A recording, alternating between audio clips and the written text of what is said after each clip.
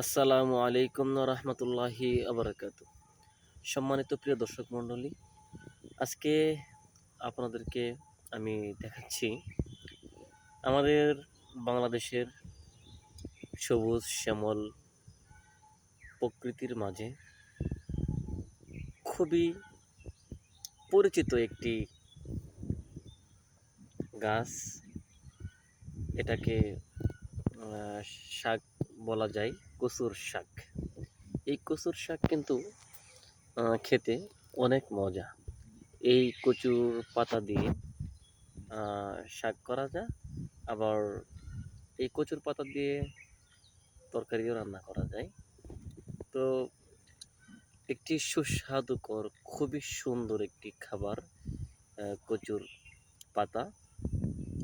এটি যদি আপনি ভালো কোনো শুটকি দিয়ে রান্না করেন, সেই টেস্ট লাগে। তো এই কচুর পাতার ভিতরে আল্লাহ তাআলা অনেক ভিটামিন রেখেছে, অনেক উপকার রয়েছে। তো আমার পছন্দের একটি খাবার হচ্ছে কচুর পাতা। এটা হচ্ছে আইডিয়াল যতগুলো ফুড রয়েছে তার ভিতরে এটাও একটা। তো আমার ভালো লাগলো, আমার বাড়ির পিছনে একটি পুকুর রয়েছে, সেখানে এক কোণে অনেকগুলো কচুর পাতা, এইভাবে কচুর গাছগুলো রয়েছে। তো সেগুলো দেখে আমার অনেক ভালো লাগলো।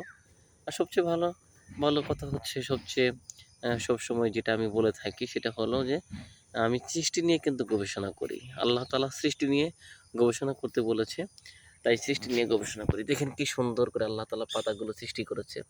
সুবহানাল্লাহ, আল্লাহু আকবার। অনেক সুন্দর করে আল্লাহ তাআলা পাতাগুলো সৃষ্টি করেছে। দেখেন কি সুন্দর, মানে মন জুড়িয়ে যায়, চোখ জুড়িয়ে যায়, হৃদয়কে ছুঁয়ে দেয়।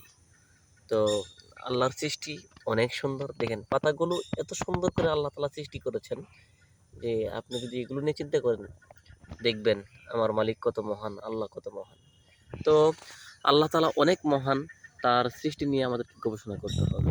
তো আজকে এই আইডিয়াল ফুড কচুর পাতা নিয়ে একটা ভিডিও তৈরি করলাম।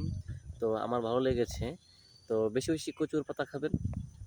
যে ভাই বোনেরা আমার এই ভিডিও দেখতে পাচ্ছেন, তাদেরকে আমি সাজেস্ট করব কচুর পাতা বেশি বেশি খাবেন, এবং আল্লাহ তাআলার সৃষ্টি নিয়ে গবেষণা করে আল্লাহ তাআলার পথে আপনারা সবাই চলবেন।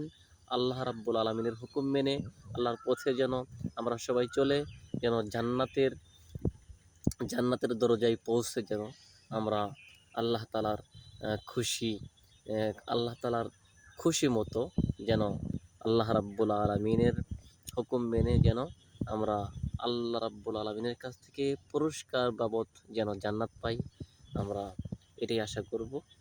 তো আমার এই ভিডিও যারা কষ্ট করে দেখেছেন সবাইকে ধন্যবাদ।